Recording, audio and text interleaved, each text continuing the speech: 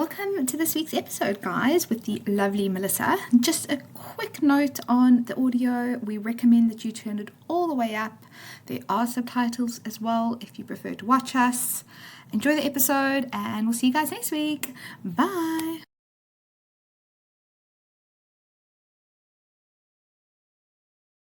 Hi, how's it? And welcome to our podcast about bridging global cultures, celebrating the good, the bad, milestones, and growing together. Welcome. We have got a friend on the couch We've today. got loads of friends on the couch today. Oh yeah, we've actually got two. We've got two friends on the couch today. Louie is once again making her appearance, but more importantly, Melissa's back. Melissa is back. Our most You had more requested requests to come back, Louis or me? Louis. You were a close second though. Fair. We have to give the people what they want. And you are it. Yeah, we've been getting We're in loads DMs. of hits. 3 requests must have been DMs. heavy on you ladies. My mom, my uncle, and my brother. Yeah. Yeah. In that order. But they also did say Louie first. Yeah. So So Louis here, and so is our dear Melissa. Yeah, thank you for having me back. Thank you for I'm coming. very honoured. I'm confused. and I'm glad that you've experienced lots of trauma, so you can come back and talk about Yeah, it. guys, this is not going to be a happy episode at all. Yeah. Completely different to when Mel was here the first time. Which Yeah. we spoke about feminism versus femininity. Which was a great chat, but today is a little bit different. Today's going to be very It's a bit different. deeper. Yes. A bit deeper, but you know what? You like it deep. We can go deep. We can go deep. That's what she said. For a short period. Okay. Yeah, we'll keep it snappy, We'll shall keep we? it snappy. Should we start with some highs and lows first, though, just to Yes. ease you into Yes, it? yes. Any highs? I think my high was obviously yesterday we had our beautiful walk. Yes. Um, It's my high as well, I'll be honest. Yes, and we went out, we took all the dogs to just up Guildford, and the dogs met for the first time, Yes, we met Chupples. which was lovely, and they all got on, thank goodness, because I was a little bit anxious about that. So it was great that they all got on. We had a wonderful walk in the rain, saw some nice views, and then had a roast. Perfect Sunday. It really was. Yeah. It was Louis great. agrees. Yeah. Baba Louis met Chuppy Yes. for the first time, and Yes, they were fine. they were absolutely fine. Yeah. They're absolutely fine. And that was also a high for me. I actually really had a great Yeah. Sunday. Yeah, I mean, it rained. It's a So. perfect Sunday, isn't it? It's a Walking on perfect roast. Sunday, Yeah. and it was nice because we got up super early, and Yeah. we got there. Yep. I think we all did really well for 6Ks in that pouring rain, because it was literally pouring with rain, like we were drowned rats. Yeah, it basically didn't stop No. at any point during No, that it actually whole got walk. worse. Yeah. It got it The got dogs were all We just sopping got wet. wetter and wetter. Yeah. My underwear was wet. everything was They wet had little wet patches on his bum. I didn't know that. No. at all. Not you. The lunch was great though. The lunch was wonderful. Can we say South it's- African restaurant? I was about to say, can we say it's a South African run pub, Yeah. and I think we do the roast pretty damn well. Yeah, we took a good Well, it roast. was a carvery. Well, it's carvery, but Where South also African terms would be different. So yeah, it would be. But like the venison potjie was delicious. The meat was good. Yeah, it was 10 out of 10. 10 out of 10 Sunday. That was my high. Lovely. Any lows? I think it would be nice if it stopped raining for 5 minutes. Okay. Yeah, fair enough. My high was I went for a run today. You went for a I run. know. What? It's also my low. Okay. I went for a run. Okay. It's also my rent-free Because you went for a run. because I went for a run. But Tell so us. I had a very funny moment on my run today. Yeah. So I'm taking over. But so I'm running along, huffing and puffing. Louie's huffing and puffing because she's also unfit. We haven't been Yeah. for a run in a while. Oh. And there's a guy coming towards me, also running, and he puts out his hand. So he like literally puts out his hand like that. And I'm like, what are you doing?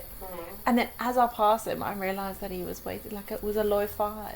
It It was a low It was a low 5. You? Yes. And He I wanted to low he five wanted to you. low 5 me, and I felt so bad because I mean, I was listening to a finance podcast. It was not exciting. Like my brain was in another place. Yeah. It's a bit weird, obviously, that he wanted to Yeah. touch another human on a run. Yeah. But I think he was just being collegiate, you know. Okay. And I missed it. Where were you running? Along the Thames. Kind of that Thames Pass between Path, yeah. Richmond and Teddington. Yes. Okay. You know how far the run is. Yeah. So next time if I see you out there, if you're listening to our podcast, unlikely, Yeah. At least I'll I had give you a friend low the other five. day that was running that path, and there was a streaker. like a type of bush that Are you joking? Oh no, that's not really a streaker. That's like a flasher. That's Those are like two different flasher. things. Yeah. Because we've also seen naked people on that path, but it's when they get out of the Thames, Yeah. they just like take their But kids he off. was also going to town on himself. Okay, yeah, no, that's Yeah. that's definitely a So she flasher. had to report him. Yes. Oh, that's so sad. Where? She lives in Brentford, so it was between. Oh, she okay, was on yeah. that path. Is it more Q side?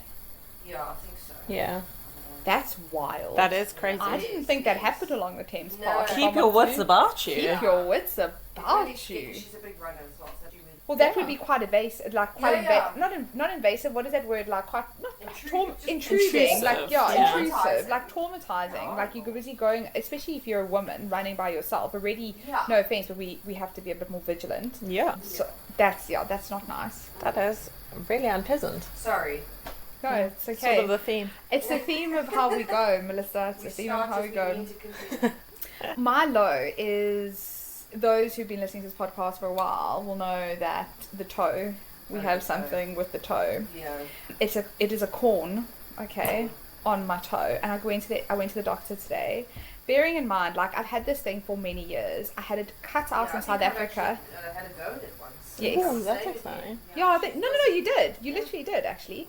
Let's switch it together being a guest in cars. Never go on it. You have to go on the toe. I had it cut. Obviously, had it cut out like many years ago in South Africa, and it comes back and it comes back and it goes and comes back and goes. But it's been really bad for I'd say the last like 6 months. Anyway, I'm like, let me go to the doctor, and he was just like, okay, so do you file it? I'm like, yes. He's okay, but you need to soak and file it, but you need to do it for a while, otherwise it's not going to go away. So I was like, right. He's, okay, I'll send you a link on the NHS or what the NHS advises, Yeah. pretty much, and thanks so much. So I waited longer for the doctor's appointment than I was in my doctor's appointment. Yeah, it was like 5 Um, minutes. So yeah, so I'm just gonna try it, and I can go see a podiatrist. Yeah. You know, if it doesn't work. Start. Yeah. But yeah, that's the NHS for you. Well, Well, and we're gonna get into the NHS. Oh, I think it's really like a good start to this conversation, because it's like sometimes the NHS is an incredibly frustrating place to be, yes. and we'll leave it at that for now. We will leave it at that for now. Before we get into, because I mean everyone's going to be on their seats now. What do they Oh, mean? yes. The NHS. Yes. What is everyone's rent free? What's yours? I gave mine already. My high 5, low 5. Weird run. 5. My rent free, I suppose this, yeah, something weird also happened to me this morning where I keep, well not weird, but something that's living rent free in my head is kids' nursery rhymes, which sounds really creepy.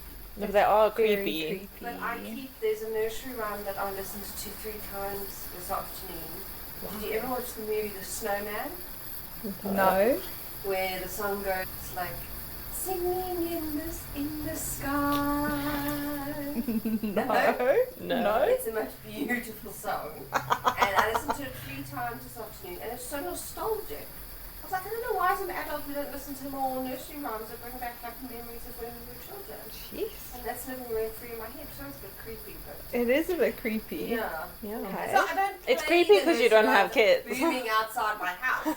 It's just on my head. Sure. Are you sure? So you don't share it with. Bag of I can imagine Melissa walking, but like missioning down to the train station, and everyone thinks, yes, this chick must be listening to something really meanwhile, I'm intelligent. listening to a nursery rhyme from Meanwhile, when I was a she's little listening kid. to And it's just nursery bringing rhymes. back happy memories. Okay, that's nice. That's Yeah. Makes you feel awesome. warm inside. Yes, Oh, that's what I good. mean. Yeah. Okay, So that's I good. listened to that 3 times today. I'll share the song with you. Please do. Maybe We you can can. add the link on your part. It's actually quite a beautiful song. Okay, It's well, not actually a nursery rhyme. well, It's a very- don't go back now. You've said it's a No, nursery no. rhyme. It's a nursery rhyme. Yeah. Okay, I mean mine's completely different. Yeah, less creepy. So, a little bit less creepy, quite relevant, is obviously we mentioned we're doing Wuthering Heights for our book club book this month. It's honestly been living rent free in my head because I'm so like astounded. I keep on questioning How far my. are you? I'm on chapter like 4, so I read a You're really. still on chapter 4. I'm still on chapter 4. I read a really short chapter like last night, but I'm so confused. Is that when it was obviously published, right? Was that enjoyable for people? No. Firstly, like was it actually enjoyable? No, but neither was Shakespeare. And secondly, the movie's obviously just you know, the movie just was released on Valentine's Day, and everywhere I go, I see Wuthering Heights and Charlie XCX's song, and I need to read the book, and it's on all the buses. So it's literally just living rent free in my head, and I don't know how I'm going to get through the book, but I'm going to try my I best. think maybe we should go watch the movie, to be honest. Yeah, I stopped reading the book Yeah, I've already been and reading read that another for book. 20 years. Honestly, Because it was my matric book. like, how You is it didn't even read it in enjoyable? matric. No, I couldn't read it then, and I will not be able to read it now. How is that I'm pretty sure enjoyable? my intelligence has deteriorated significantly. I am questioning my intelligence, and I mean, I'm not saying I don't have the IQ. But it's I'm not not like you. Albert Einstein, but I'm like, No. I don't understand what's happening. I You're don't not understand supposed what to they're understand. meaning. No. I don't Emily understand. Bronte, she's a bitch. Okay, hate you. I feel like we need, what were those, like, those Put it to bed, Cara. Okay. Okay, done. those support guides that you used to get for the Yes. book. That, like Wuthering Heights for Dummies. Yes, or Yes. whatever it is. That's what we need. Honestly, I don't even know what the book's about. No one can tell me what the book's. Emily. Well, no, she didn't. So I don't think you should worry yourself. Okay, so movie it is. So yeah, that's been living rent free, unfortunately, in my head. Apparently Not the enjoying it. movie only had half the book in it. Yeah. Apparently, there's so The many bits. critics are complaining. But I'm seeing so many things on Instagram. It's like, this is me before Wuthering Heights, and everyone's, yeah, this is me after Wuthering Heights, crying.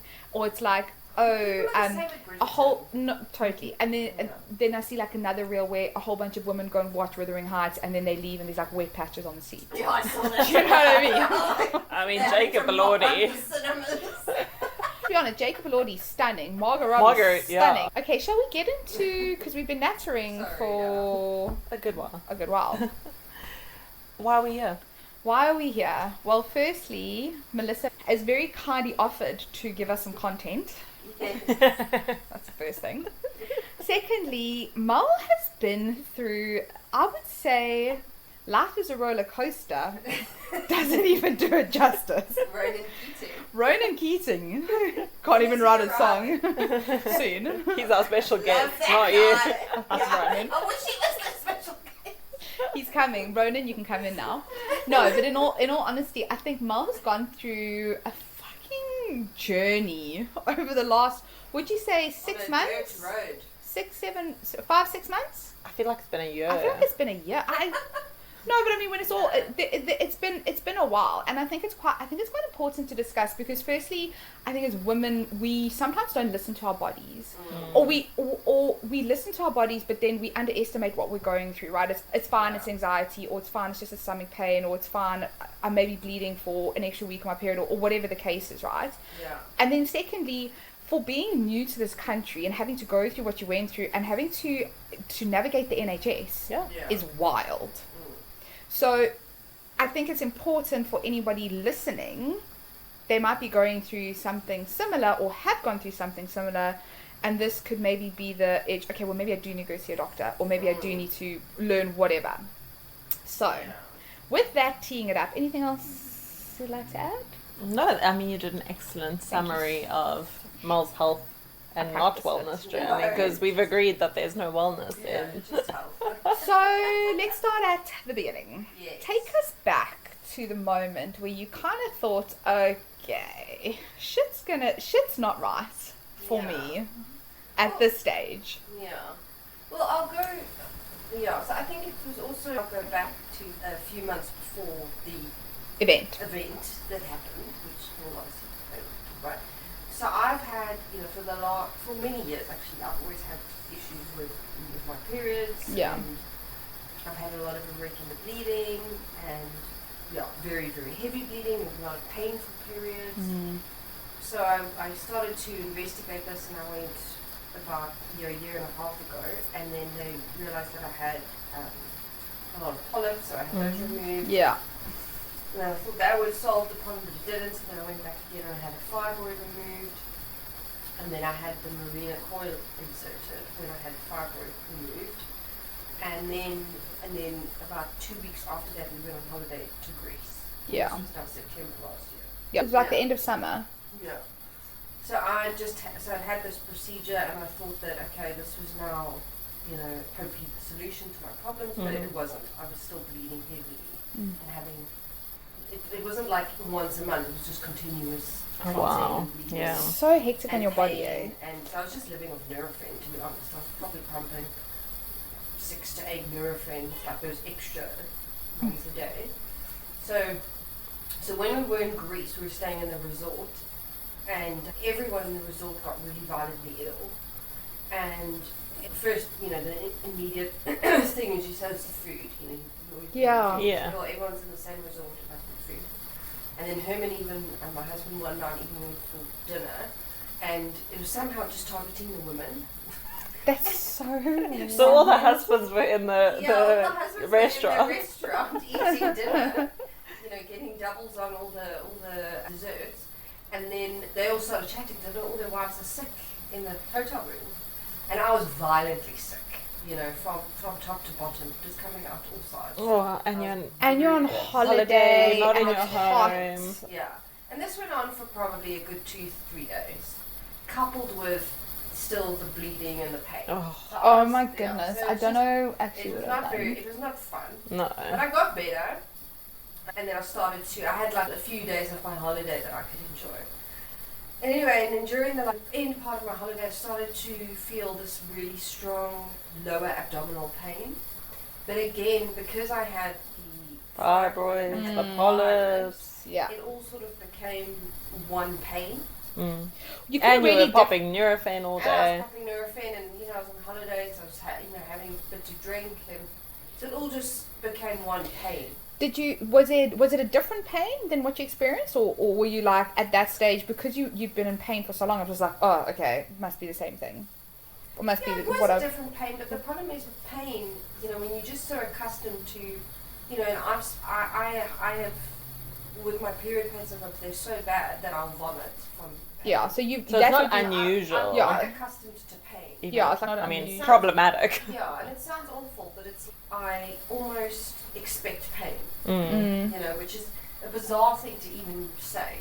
You should never expect pain. You should actually never be in pain Yeah. either. Like And you shouldn't be having that amount of pain when it's No. your period or No, you at shouldn't. any point, really. No, you should never have to feel you have to be in pain. Because this if is what you- you're dealing with If now. you are, there is a problem. Yeah, and so for me it was just pain. Yeah. So I don't think I would. I think I also stopped thinking so much about where's this pain coming from, what's this. Mm. I was just taking Nurofen to stop the pain.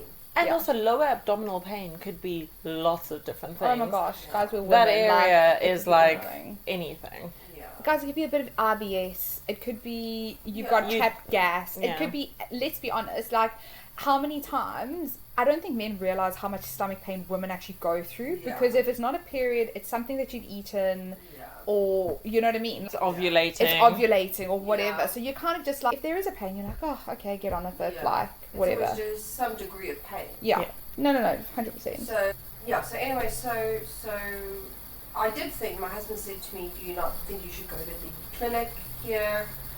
And I don't know. That gave me more anxiety, because then I thought, how's that going to work? I'm going to go to a Greek clinic. Not that they're not good. Yeah. I'm sure that they've got excellent healthcare. Well, I know they've got excellent healthcare, but I was just thinking, how's it going to work? And now we're going to pay, and then Yeah. all these. And I just how thought are you that going to just claim sounds- it back? Yeah, I was Yeah. like, that just sounds complicated, And I was like, no, I'll deal with it when I get back home, because we were near getting back home. So anyways, we came back home, and the day that we travelled, we were on the island of Crete, and to get from where we were going back here to Richmond, we had to do a 2-hour coach from the resort to the main island. Then we had to do, so that was awful, and it was a government public bus. And then from there we had to get another public bus to the airport. Then of course the flight, which was 4 hours. And then during the flight is when it really started to become painful. And then we flew into Gatwick. Oh, jeez. So we had to get from Gatwick still back home. Did you get a taxi home? No. Oh. Okay, I and was then- just taking the Nurofen. Oh. And now you're ramping those At Nurofen this up. stage, how many Nurofen have we had? No, it's probably now on. By the time I got home, I had a packet. Okay, yeah. So you're Yeah. loaded with Loaded drugs. Nurofen. And own worst enemy as well. Because Yeah. I should have probably landed at Gatwick and gone straight to the airport. Yeah, the hospital, Absolutely. yeah. To It's the the hospital. ER, yeah. Totally. And Herman did say that to me. And it's now I want to go home. I just had it in my head. I just wanted to go home for some reason. I don't know. Sometimes you think that when you're going home, like you're in your safe space, you can you'll feel better. And I Yeah, I was like, get it. Chippy, I'm just going to go home, you know. Yeah. And and I remember the walk from the Richmond station up. You know, we had to go up that hill to get home. And I just remember thinking like, okay, I'm like going to die. Like this is becoming so painful. There's something wrong. I felt inside me like there's something very wrong. And and I got home, threw our bags down, and I immediately went into the toilet, and I immediately started vomiting. Oh. And then I thought, no, it's just because I've been so angry. We've been traveling now since 6-7 in the morning. So I thought, no, it's just a build-up now of anxiety and the pain and the Nurofen and the virus and the fibroid and the whatever else. It's just now a release almost. I need a hot bath and bed, and I'll wake up tomorrow morning and be totally fine. Yeah. Yeah. And then I was lying on the floor and I was just vomiting to the point where I was just, I was in physical pain from vomiting. And then I felt this noise, like this pop.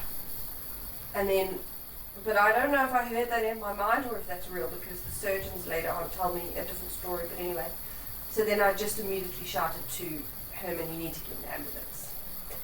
And so now he started phoning, he doesn't know, so now he started phoning 999, 111, and he's got a bit of an accent, and they were just having none of it. Because they were asking him questions about, is she breathing? Yes. Yeah. Are her eyes open? Yes. She's conscious? Yes. Is her breathing rapid? No. So immediately they dismissed that I was in an emergency situation. Yeah. And the lesson there is, do you lie? I don't know. So anyway, so he was in a complete spiral, and I mean, I don't think he could be a trauma doctor in that. But I think it's also difficult when you see your wife lying. Yes. I think he's very used to me being, in some sort of control in these situations. Louise. So anyway, so now I was thinking, okay, well, I need to get to a hospital. So my immediate response was to phone Cara and John. Yeah, because they had a car. They had a car. The scary, sorry, before we go on, I think also, can you imagine for Herman, he's firstly in a new country, he hasn't been here for as long as you, right? Yeah. No. What do you do? Okay, so we've always been told on TV, phone 999, so that's what we're going to do. And then he did that. He did that. He did what he was supposed to do. But we don't know that there are private, there are private ambulances you could phone. So it's also like, okay, right, there's an emergency, what the fuck do we do? Yeah. And did they at any point say that they would send you an ambulance?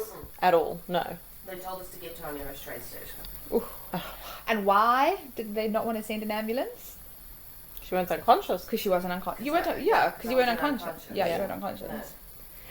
And that's quite terrifying. I mean, but it's the truth of the NHS is, unfortunately, and it's not only the NHS, it's around the world, emergency services are completely overloaded. And there are lots of people that stub their toe and then phone an ambulance. Yeah. So it's... Yep. And they triage babies and old people. And exactly. They say, how old is she? She's 38. I just wasn't... The people answering the phone with... So the difference between, from what I can understand, 999 is ambulance, fire, and police. Yes. And then 111 is NHS. Okay. But... So, ambulance, fire, or police, they are only going to triage you if you are dying or stuck hanging off a tree. Yeah, okay. Yeah. If you phone 111, they're going to firstly assign you to a doctor that can phone you back. They did phone me back when I was lying in hospital about 16 hours later. They phoned me back. Oh, wow. Yeah. That's wild. I would have, been dead. Yeah. But so they assess quickly, and then they give you advice or tell you what to do. And their advice to me, based on their assessment at that moment, was get to A&E. Yeah. But you need to figure your way there. Yeah. And the truth of the matter is, it would take, I think it was like 4 to 6 hours. Exactly. And Yeah, you and didn't you're not gonna have wait, 4 to yeah. 6 hours to No. wait. Not in Some that people state. would. Yeah, I mean, but... the lady that was next to me in hospital for a long time, she waited 6 hours. She fell in the bath and broke her back she waited 6 hours. But some people don't have a choice. But like, No, she had no choice. She had no couldn't. choice. yeah, well, She couldn't. She literally couldn't But move. she also wasn't going to die. No, but the problem Maybe is what got a bit happens. wrinkly and cold. Yeah. But she wasn't in their assessment. Yeah, it's crazy how they didn't assess yours. Do you know what I mean? Even But you now, having known what happened, would Herman have explained your symptoms any differently? No, probably not. Exactly. No. Yeah. Because Yeah. Yes, I mean. And I know from experience of taking Blaine to hospital, Yeah. when I got to that counter, I said, he's vomiting Yeah. and he is really weak. And they were like, have a seat. Yeah, Not he's Yeah. seconds from Because in dying. their mind, he's got gastro. Exactly. they don't go to the first thing. No. No, because that's diagnosing. Yeah. Yeah, They don't and that's die. not, yeah, they triage maybe a little bit, but not really. Yeah. Anyway, It's very complicated, and I wouldn't want to be responsible for triage. no, oh my goodness. No, because you're literally holding somebody's life in your hands. Yeah. Yeah, Yeah. and I those mean, I've been decisions. through a lot of those triages now 3 times, and it's very complicated. But anyway, so thank God Corin John fetched me, and Did get a question. Are you drinking? It was a Oh, Tuesday night. I was still compass enough to make a joke. Yeah. You know. I said, "Are you drinking? You need to come and get me now." So anyway, they come and got me and loaded me in the back of the car, which I don't remember at all. And then I do remember getting to the A&E and John helping me, and I just remember having to walk very, very far. That's And I was thinking how ridiculous Yes. it is that I have to walk this far when I can't walk. Did you guys go to the wrong entrance? There is No. only one entrance. There is only one That's entrance. what I remember, just And there is walking the and main walking and entrance. That's crazy. I remember that as well, and I thought to myself, where is the emergency entrance? And it's like, no, don't worry, you just have to work 500 meters to get to the you're like, oh, cool, could be dead by then. You know, that was wild. So anyways, we get to the A&E, and then, from there on, I was just, in absolute agony. And I don't remember that much. to But be they honest. dealt with you quite quickly. Yeah, they did. And then the next I remember is I was in the trauma area, and then they'd obviously got my pain under control. So I'd had a burst appendix, but then it had spread to peritonitis, it was step just before sepsis, because it had burst. So, when you get appendicitis, you want to take everything up before it bursts or any organ. And it had burst, so it had spread around my body, basically. And basically it just causes infection everywhere, right? Yeah, because it's gross, but it's literally feces that's exploded into your body. Yeah. And it was everywhere. And my stomach was incredibly distended. Yeah, and then I started, that's why I was vomiting. Because your body's trying to get rid of this poison, literally. And it doesn't know where to go. No, I can't go anywhere. Yeah, and the pain is just, it's excruciating. But anyway, they put me on a lot of different pain meds, and then I think we were there until maybe 2, 3 in the morning, and I was the first surgery that morning at 8. Okay. And they came to me that night and they said, "You're the first surgery, and we've got to get this out." And then I was in at 8. Yeah, and then it was all a bit blurry, to be honest, between then and then I remember waking up and just in an enormous amount of pain. Yeah, because now they're taking their appendix out, but you were still Yeah. like that's They can't take the liquid out of you. So the No. appendix is gone, right? But you still got all these toxins like running, Yeah. coursing through So your they body. do what they call like a chemical flush. So they flushed my body with 30 litres of chemicals Jeez, wow. to try and get rid of all of the poison. And then I had 3 tubes in my stomach to Drain. drain it all out. And then I had a tube down my throat to drain it out. So I couldn't really speak. And I just remember always just being in a lot of pain and just pressing the button a lot. What did the button give you? Morphine. Ah, Okay, so you were on morphine by then. But but my problem is, and the problem when you're lying in that position. I think I was in such shock that it happened so quickly that I went from yesterday being having abdominal pain to now having tubes down my throat and in my stomach, and just in the amount of pain I was in. yeah. But what overrode the pain, to be honest with you, was the nausea. Oh The no. nausea was like something I've never Really? And was that just from the surgery or from the infection? That was from the infection. Oh, No, wow. and that just they were giving me intravenous nausea medication. It wasn't even touching sides. Oh. I was having suppository nausea medication. They were giving me everything, and it was not doing anything. When they said they were giving me stuff that they give to cancer patients, Really? and it was doing nothing. nothing. No. So eventually, I had to have. They call it like a asphyxiation, where they put this thing up your nose and then they start pumping from your intestines, and they had to do that every 2 hours for 3 days. So I had to sleep, and then they'd come and pump the stuff. So they'd wake you up. Green, like gunge. Oh wow. So that was, and I just kept shouting, please get this out of, please take this thing out, please take this thing out, and that was really awful. Yeah, so it's funny, it's like I haven't spoken about it a lot, to be honest. No. About what happened and how I felt, but it was, I think I've tried to like block it out, but it was the nausea is what actually traumatized me the most. Well, I was Feeling gonna of that nausea. I was gonna ask, so obviously, because that's traumatic. I mean, Yeah. no matter which way you cut it, that's fucking Yeah. traumatic. You literally come on holiday, that same night you're in hospital. Yeah. Do you think it's affected you, like, obviously from a physical perspective, but more so from like mental and an emotional perspective? Yeah, no, absolutely. And I mean, I ended up, it's like, because I was there, day 1, day 2, day 3, and then I'm already saying to the doctors, who were amazing, by the way, And this is where the NHS really This is comes where in. the NHS, They're I fantastic. mean, when you are in that bed, and I was in an academic hospital, so I had all the students. So I'd have Did you one, love that? You must have been very You so must have I'd loved have, But to be honest with you, the first, I'd say 4 or 5 days, I was so out of it to the point where, I couldn't read a book, I couldn't watch TV. You feel I so couldn't ill. even wash myself or go to the toilet. I was just, yeah, and in the NHS they've got these different ranks. You got like your matron, your main nurse, which is like the manager of the ward, and I was in a high care ward, so I had dedicated nurse, amazing.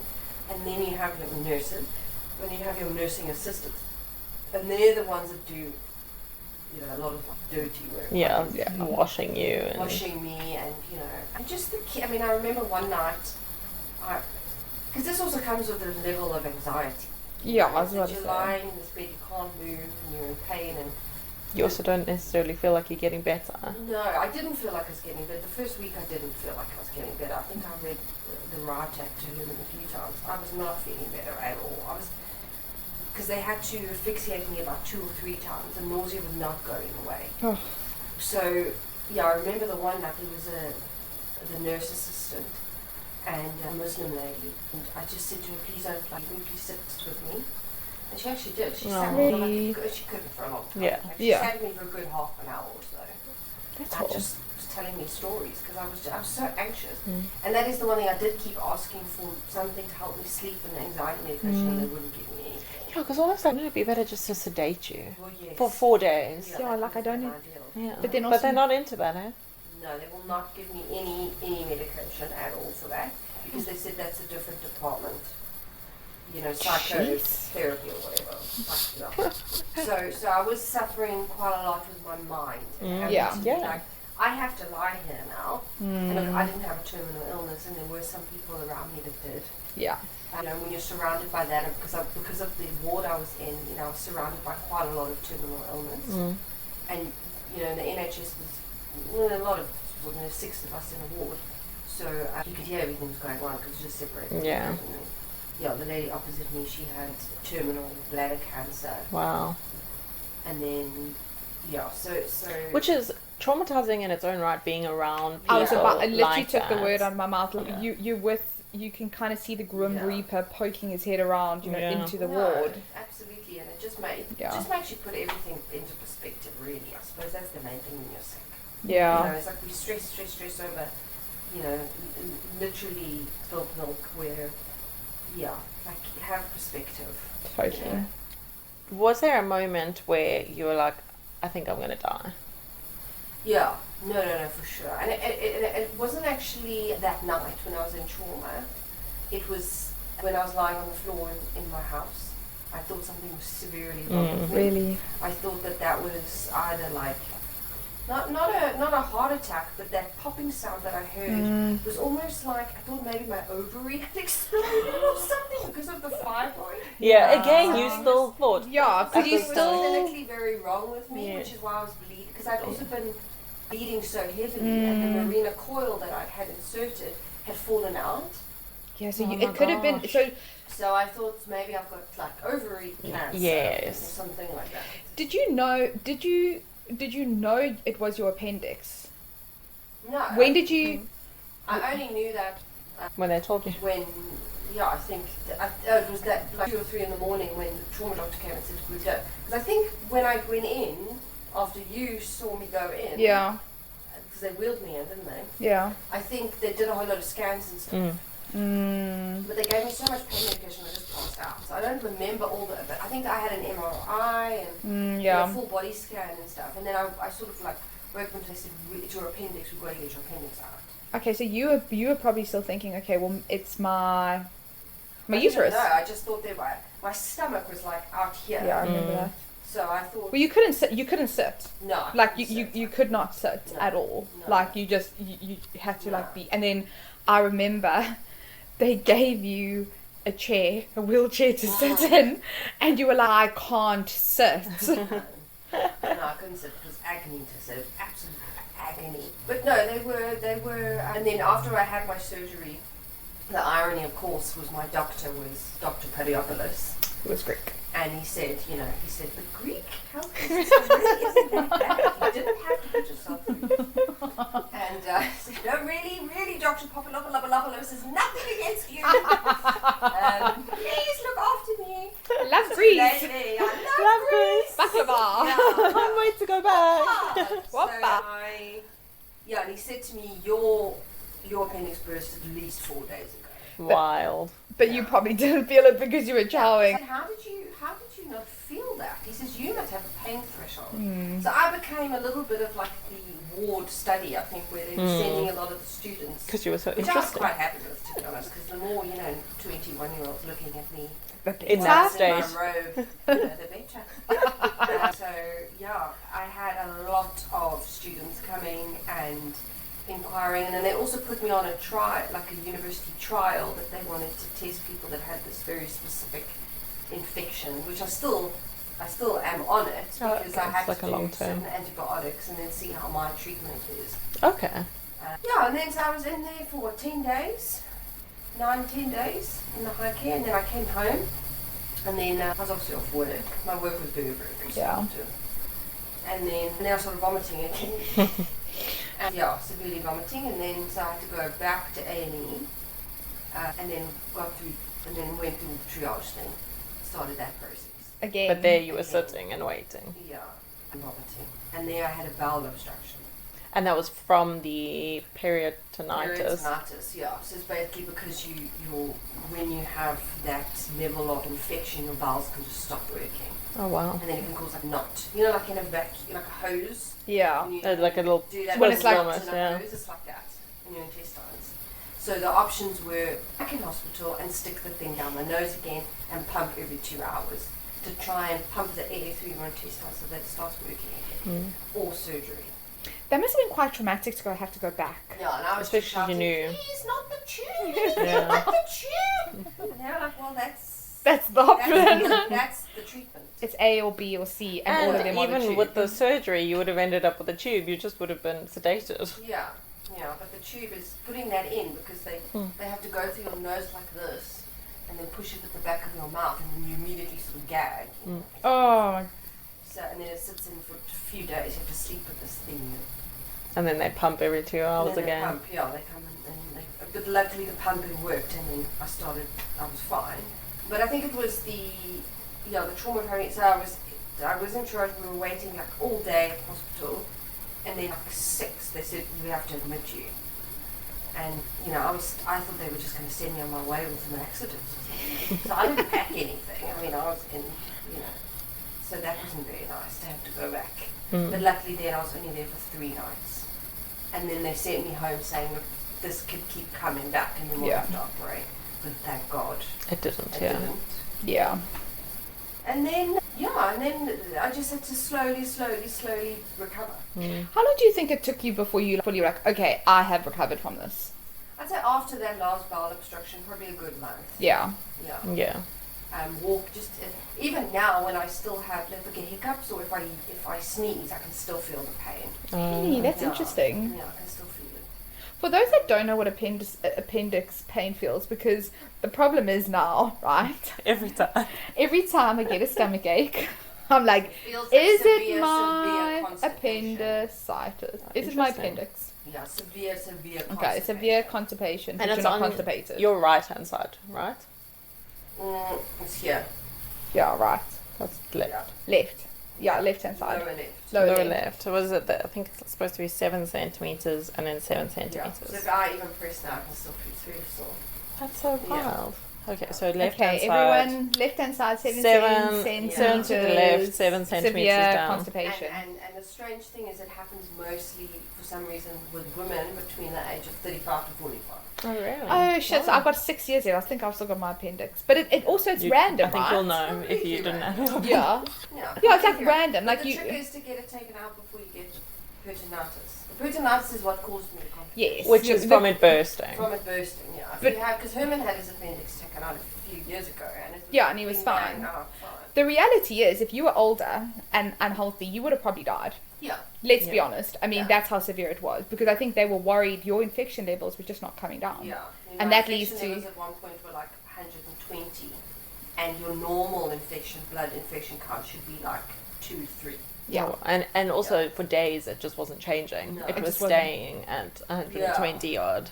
Yeah, and I think that's when you asked me the question like, is there any point where I thought I was going to die? Because I think it was in like the middle of the night when I just wouldn't stop vomiting, even after all the medication. Yeah, it was like so much. And I was like, how? And I remember I hadn't eaten now for like 4 or 5 days. But I It's just like how? it wasn't vomiting. It was just the what do you call it? Like Bile, heaving. yeah. It Yeah. was heaving, even with the tube down my throat. And then I thought, no, something isn't right. Like this isn't right. Yeah. You know. In all of this that you've Yeah. learnt in terms of listening to your body, resting. But I think it's just that. But also, this was unavoidable. Not what But I think get it. It's that we all walk around feeling guilty or something to go Yeah. to the doctor that we're wasting your time. Yes, yes, yes, yes, I don't yes, know. yes, yes, yes. And yeah, I won't do that now. We pay good tax in this country, and in South Africa people pay very good money for medical aid. Yeah. You're not wasting their time. This is their job. Yeah, Yeah. that is their job. This is their job. 100%. Literally their job. And so even Herman said because all these consultants and all these doctors would come up to my bed and they'd ask me, and he said, "Tell them how you really feel." And I'm like, But don't you- jokes. And I'm like, "Oh, I can't wait to have my cornflakes when I can feel better. I believe the food here is just lovely." And tell them Yeah. But- you're not actually feeling well. Sorry for wasting your time. But do you think you actually almost feel embarrassed to tell them? Not embarrassed, but you feel guilty because you're like, I don't want to give them, I just feel like I'm wasting their time. Yeah. There must be more important people, or there must be more important things. no. Yeah, And your that's- health is very important. That's not true. Like Yeah. Yeah. you So know, true. If you're feeling unwell, just go to the doctor. And when you're in Everyone hospital, else just is. tell them how you feel. Yeah, because Yeah. everyone else is. Yep. Literally everyone, Yeah. especially in this country, and just Yeah. quickly going back to that point with the ambulance, and I think the NHS, like you say, literally saved your life. They were brilliant. Initially, They did. it was very confusing. Yeah. The problem with the NHS in this country and why it's got such a bad rep has been taken advantage of, Yeah. and that is the biggest problem. Yeah. But they are there for you if you're going to die.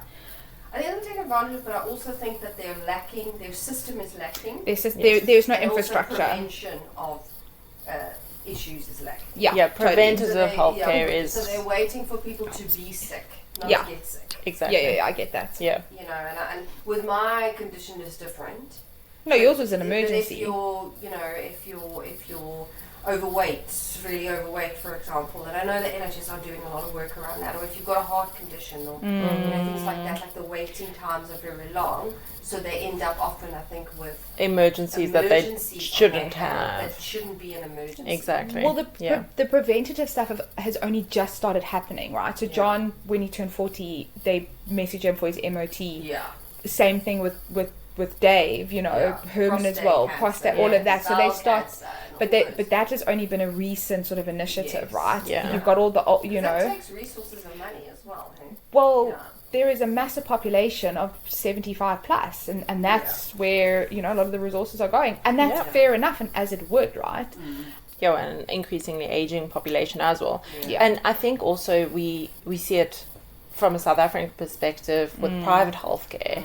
They're much better at preventative healthcare because it very much costs them money. So you've them got money, like yeah. vitality Yeah. points, and you go for your... Vitality here. And vitality is brilliant. Well, they do Yeah. have a vitality here, but it's not what you think it's same. The It's NHS should have a vitality.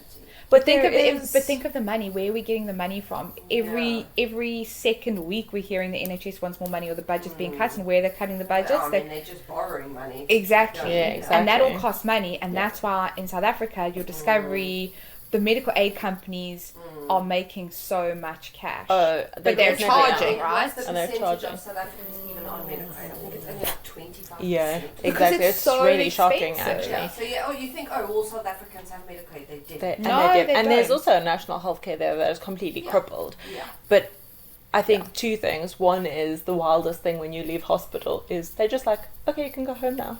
Bye. And you're I like, know. I was also. do you I want was me still to- lying in bed that night, do you thinking, want me to surely stop? someone's going to come and check on me. Somebody's gonna be like, Surely I'm hey. not allowed to be unsupervised. it's so weird. And then you just walk out. Yeah. With no antibiotics. Yeah. Well, I mean, maybe an antibiotic in your case. Yeah. I I think. had to still go back for 2 Yes, weeks every yeah. day. But it's wild that they didn't give you something. But I suppose maybe you I'd needed have something. IV. Yeah. Yeah. And that was the deal, because I struck a deal with them. Can I go home? Yes, but then you have to come back every day for your IV. Mal's like, get me out Get me of. home. Yeah, I would like to go So I had home. no TV or anything. So hospital. you don't sleep. I wanted to sleep. Yeah. Yeah. I knew you that can't would think- recover my body, and you don't sleep there. No. No, you certainly don't. Do you think that you do life differently now? Do you had a near-death experience? Yeah, I think the biggest lesson is perspective. It's like Yeah. I try really, when I think about, I'm getting really stressed, or I'm getting really anxious, or I'm getting really worried about this, or angry about this, or whatever emotion that's heightened. It's just put it into perspective. Yeah, it's not that You're big not of a going deal. to die, and I think also just it's such a cliche, and everyone says it. And again, I wasn't terminally ill, but like when you're lying in hospital and you can't move, it really is true that the only thing you really have is your mind. Yeah. Yeah. And like So the power true. of your mind, and you can get yourself out of this situation with your mind. Yeah. So you true. can either become really depressed and really sad, or you can wake up tomorrow and keep like trying to- Fighting. Yeah, it's so true. So that I think the power of that, and just there were a lot of people around me, like I said, that were very ill and very sick, and there was one lady opposite me that she was very ill, and she had a phone. And she had 6 songs on her phone. Only 6. 6. And did I hear those songs? And her son would come, her son came one. And this was only like, the first week I couldn't even talk to anybody, or I was very out of it. But the second week, they started to challenge me. I love Word that. for this Thank song, this about one woke about up. the songs. I was, maybe let's Give her more. expand. What the do you songs. remember? What songs they were? Yeah, the one was like, I would walk 500 miles. I and then would there was- walk and she would put it. She didn't have headphones, so she put it by ear. Oh, like, bless to shame. listen to her songs. Aw. And Roy Orbison. Roy Orbison. A Jeez. good 2 or 3 of them were Roy Orbison. Old Roy.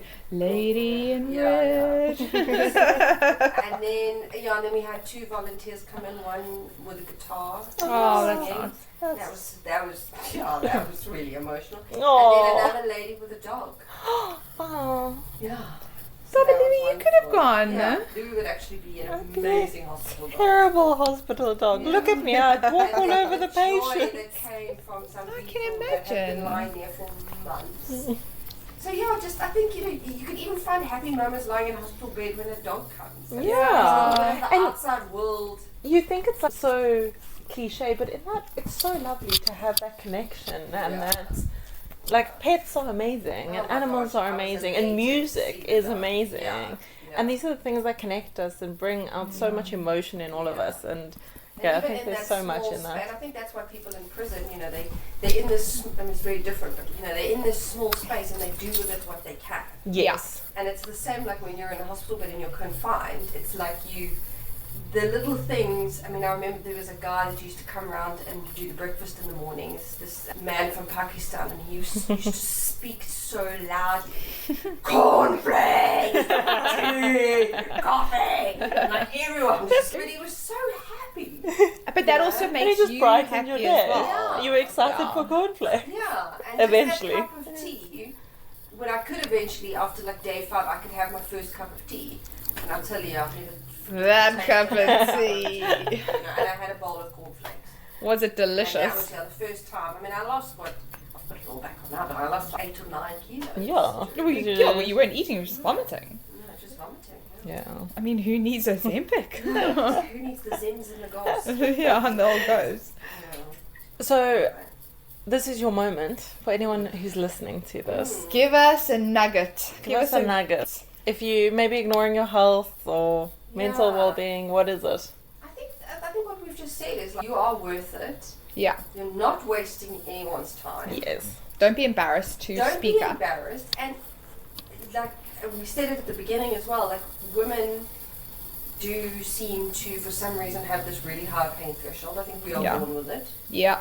I think there's a reason we're genetically born to have high pain threshold. Yeah. Because of birth and the things we do go through as women, but you do know when something's wrong. Yeah. And like, listen to your body. Yeah, and I mean, how many times have you both probably said, like, I probably should go to the doctor now, 100%. but I'm gonna wait and see how this plays out. Let's see how we feel next week. Let's It's see just how we wake up feeling tomorrow. Yeah. totally. What happens if you wake up feeling tomorrow and you know it has got worse, or it is too late, or, you know, because that's, you know, with cancer, a day can make a difference. 100%. It literally And can. also take advantage of all the tests that are available. Yeah. If you go to your doctor and be cheeky about it, say, like, what test can you give me that could prevent? So, you know, with the smears, for example, make sure you actually go and have your smears. 100%. Yep. And because And it ask, what advocate else for your can you health. have? Yeah. Because I think so much of the time you get brushed off or you brush your own symptoms off. Yeah. No one's And- managing you. You've got to manage your own health. Exactly. Yeah. Ultimately, you are responsible for it. Yeah. And if you're not happy with an answer, push a little bit. push a little bit. Because That is you were that's you were not okay. Yeah. Yeah, no, absolutely. And I think we're just way too dismissive of ourselves, way too. Yeah. Yeah. Oh, well. Love that. Mal, that was a nugget. I'm glad You are that a you didn't nugget. die. And we're glad you survived. Yeah, no, and yeah, thank you, as I always tell you. You probably would still be. Ambulance Audi. Ambulance Yeah. Audi, And call it was, me. It was an ordeal, but you know, You with made it. friends and yeah, lots of love around me. I did. I had a lot of cards and gifts and visits and love, and it all actually really, really helped. We do like So, you yeah, a you little guys bit. Still came to visit me the one day, and I was still lying on the floor. Well, no, Well, that 'cause was you the went day to before. you It was went the back day into before hospital. you went back to Oh, hospital that's for the why I second was in pain time. again, you see. Yeah. But And she's I like- should have gone that day. You should have gone that day. We were like, you're Yeah. not right. You're like, no, it's fine. I'll just eat my blonde chocolate brownie Yeah, with a cup of tea. You want a steak? I said, can I make you anything? Would you like a spaghetti bolognese? I'm gonna do my hair I'm gonna now. do my hair now. Yeah, exactly. anyway. I should have probably gone. I should have definitely gone. But yeah, we're glad you're here. Thank you for sharing your story. Yeah. Thank you for having me back on the podcast. Such a pleasure. I need to go turn the oven off. Oh yeah. Okay. Okay. Please like, comment, subscribe, and we'll be back the following week with maybe another special guest. Maybe. Maybe. Yeah, it's Ronan. It's Ronan. Coming on the pod. Bye. Bye.